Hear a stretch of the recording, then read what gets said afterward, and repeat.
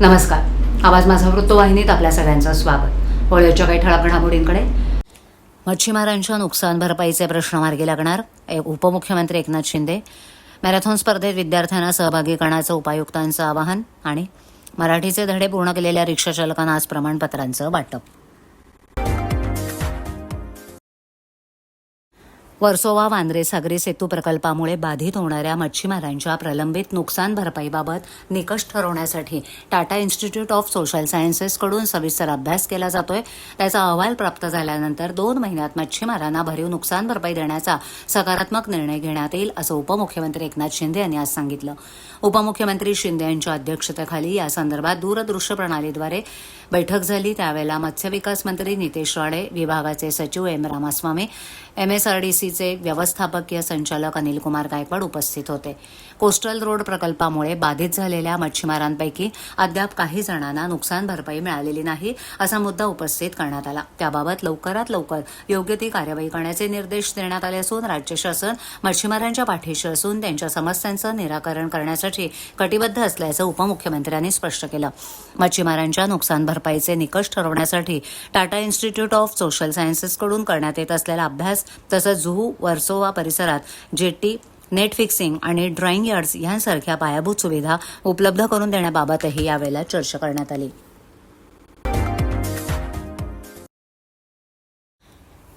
ठाणे महानगरपालिका आणि ठाणे जिल्हा ॲथलेटिक्स असोसिएशन यांच्या संयुक्त विद्यमानं 30 ऑगस्ट रोजी ठाणे महापौर वर्ष मॅरेथॉन होतीये. या मॅरेथॉन स्पर्धेत पालिका शाळा तसंच खासगी शाळेतील विद्यार्थ्यांना जास्तीत जास्त संख्येनं सहभागी करण्याचं आवाहन उपायुक्त मिन्नल पालांडे यांनी आज झालेल्या बैठकीत शिक्षकांना दिलं. ठाणे महापालिकेतील कैलासवासी नरेंद्र बल्लाळ सभागृहात महापौर शर्मिला पिंपळुलकर यांच्या सूचनेनुसार पालिका शाळा आणि खासगी शाळांच्या मुख्याध्यापकांची बैठक आयोजित करण्यात आली होती. या बैठकीला उपायुक्त डॉक्टर मिताली संचेती, शिक्षणाधिकारी शेषराव बडे, गटाधिकारी संगीता बामणे उपस्थित होते.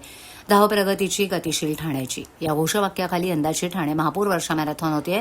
30 ऑगस्ट रोजी ठाणे महापालिका भवन इथून शालेय मुलांच्या स्पर्धेला सकाळी 8 वाजता सुरुवात होणार असून शालेय विद्यार्थ्यांसाठी 12 वर्षाखालील आणि 15 वर्षाखालील मुलं मुली गट असून या वयोगटातील मुलांना मोठ्या संख्येनं स्पर्धेत सहभागी करण्याच्या सूचना उपायुक्त मिन्नल पालांडे यांनी शिक्षकांना दिल्या. स्पर्धेसाठी विद्यार्थ्यांना आणण्यासाठी परिवहन विभागाच्या बसेसची व्यवस्था करण्यात येणार आहे. विद्यार्थ्यांना त्यांच्या नियोजित ठिकाणाहून सुरक्षितपणे स्पर्धेच्या ठिकाणी आणणं तसंच स्पर्धा संपल्यानंतर त्यांना त्यांच्या इच्छित स्थळी सुरक्षितपणे पोहोचवण्याची व्यवस्था करण्यात येणार आहे.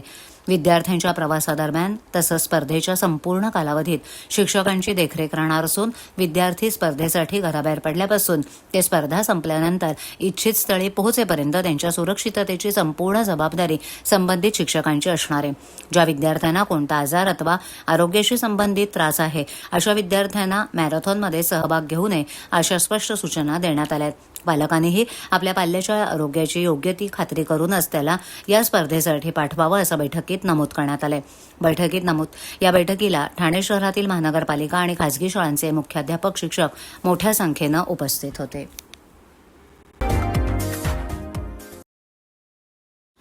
ठाण्यातील नौपाडा परिसरात आज हजारो अमराठी रिक्षा चालकांची एकाच ठिकाणी मोठी गर्दी पाहायला मिळाली. शिवसेनेच्या वतीनं अमराठी रिक्षा चालकांसाठी मराठी भाषा शिकवण्याचा उपक्रम राबवण्यात आला होता. या उपक्रमाअंतर्गत मराठीचे धडे पूर्ण केलेल्या तब्बल 1000हून अधिक रिक्षा चालकांना आज मराठी भाषा शिकण्याची प्रमाणपत्र वाटप करण्यात आली. मराठी भाषा शिकण्यासाठी मोठ्या संख्येनं अमराठी रिक्षा चालकांनी या उपक्रमात सहभाग घेतला.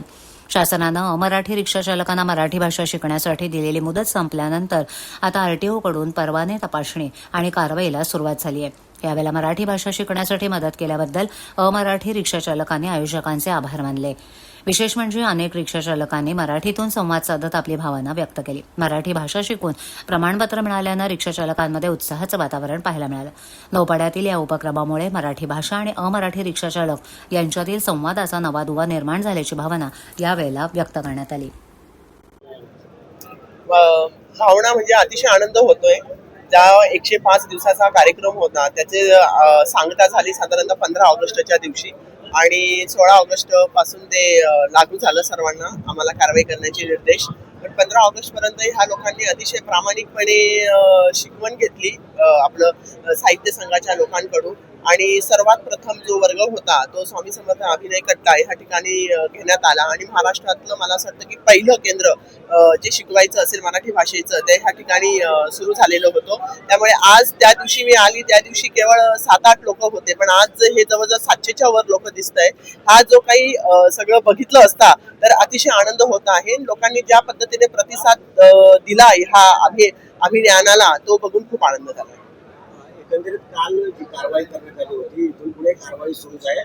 मात्र या कारवाई दरम्यान काही रिक्षाचालकांकडून कुठलाही म्हणजे अनुचित प्रकार वगैरे काही दिसून आला का? आणि काल 450 पेक्षा जास्त चौकशा करण्यात आल्या होत्या.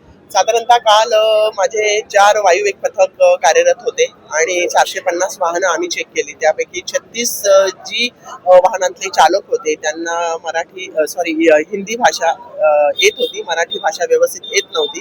तर अशांना आपण जागीच नोटीस देखील दिलेल्या आहे.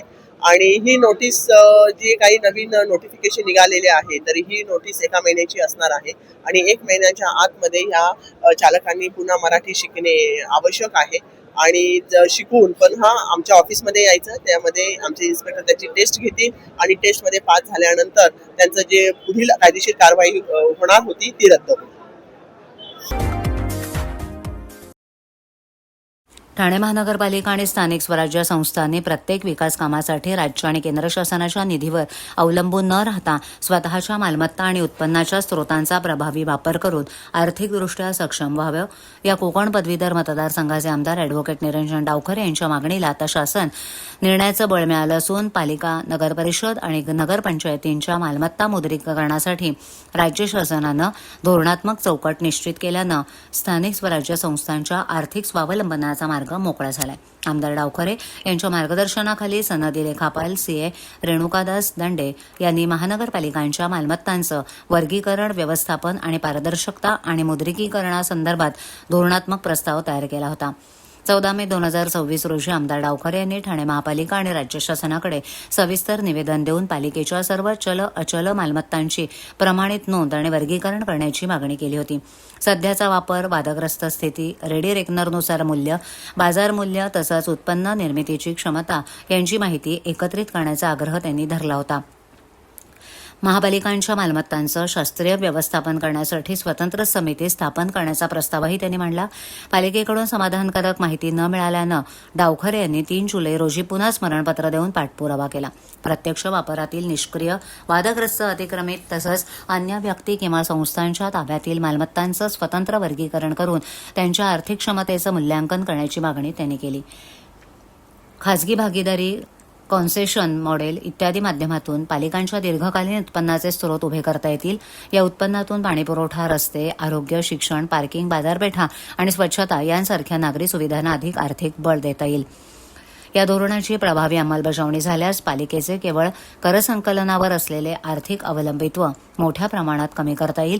तसंच भविष्यात नागरिकांवर अनावश्यक करवाढ लादण्याची गरजही लक्षणीयरित्या कमी होऊ शकते, असं डावखरे यांनी स्पष्ट केलं.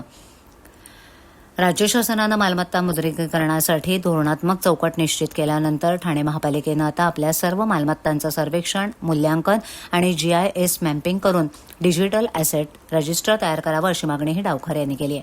मालमत्तांची उत्पन्न निर्मिती क्षमता तपासून त्यानुसार भाडेपट्टा, संयुक्त विकास किंवा अन्य कायदेशीर पर्यायांचा अवलंब करण्याची गरज त्यांनी यावेळेला व्यक्त केली. ठाणे स्थानक परिसरातील महापालिकेच्या वास्तूंवरही फेरीवाल्यांनी कब्जा मिळवल्याचं उघडकीस आल्यानंतर पालिकेच्या अतिक्रमण विरोधी पथकानं कारवाई करून 2 लाखाचा माल गुरुवारी ताब्यात घेतला.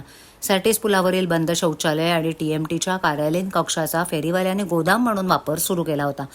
ठाणे रेल्वे स्थानकातून दररोज 6 ते 7 लाख प्रवासी प्रवास करतात. मध्य रेल्वे स्थानकातील सर्वाधिक गर्दीच्या रेल्वे स्थानकांपैकी एक ठाणे रेल्वे स्थानक आहे. स्थानक परिसरातील सॅटिस पुलावरून शहरातील इतर भागात जाण्यासाठी बस थांबेत. या ठिकाणीही नागरिकांची मोठी गर्दी असते. प्रवाशांची तसंच ठाणे परिवहन कर्मचाऱ्यांची गैरसोय होऊ नये यासाठी ठाणे महापालिकेनं स्वच्छतागृह उभारली आहेत. मात्र स्वच्छतागृह बंद असल्याचा फायदा घेत त्याचा वापर अनधिकृत फेरीवाल्यांकडून माल साठवण्यासाठी केला जात असल्याचं कारवाईतून स्पष्ट झालंय. कपडे, खाद्यपदार्थ, खेळणी आणि इतर साहित्याचा साठा या पालिकेच्या वास्तूंमध्ये करण्यात आला होता. अतिक्रमण विभागानं कारवाई करून सुमारे 2 लाख रुपयांचा माल जप्त केलाय. ठाणे स्थानक परिसरात फेरीवाल्यांना बसण्यास प्रतिबंध असून न्यायालयाच्या आदेशानुसार स्थानकापासून 150 मीटरपर्यंतचा परिसर ना फेरीवाला क्षेत्र आहे. असं असतानाही सॅटिस पुलाखालील भाग, स्थानकाकडे जाणाऱ्या मार्गांवर मोठ्या प्रमाणावर फेरीवाले बसतायत. त्यामुळे प्रवाशांना पदपथावरून चालताना अडथळा होतो. पालिकेच्या कार्यालयीन कक्षामध्ये फेरीवाल्यांनी प्रवेश कसा मिळवला याबाबत प्रश्न उपस्थित झालाय. फेरीवाल्यांनी बनावट चावी तयार करून कार्यालयीन कक्षाचा वापर केला का याची चौकशी होणं आवश्यक आहे. पालिकेच्या मालकीच्या वास्तूंचा अशा प्रकारे वापर सुरू असताना प्रशासनाला याची माहिती का नाही मिळाली असा सवाल नगरसेवक संजय वाघुले यांनी केलाय.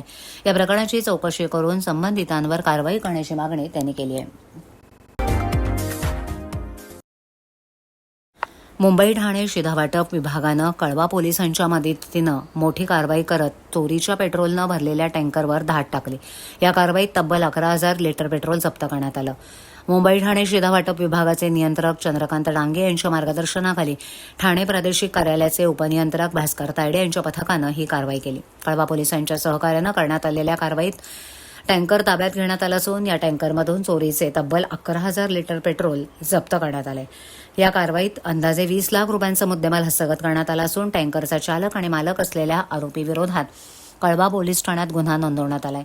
दरम्यान चोरीच्या पेट्रोलच्या अवैध वाहतुकीविरोधात करण्यात आलेल्या या कारवाईमुळे परिसरात खळबळ उडाली आहे.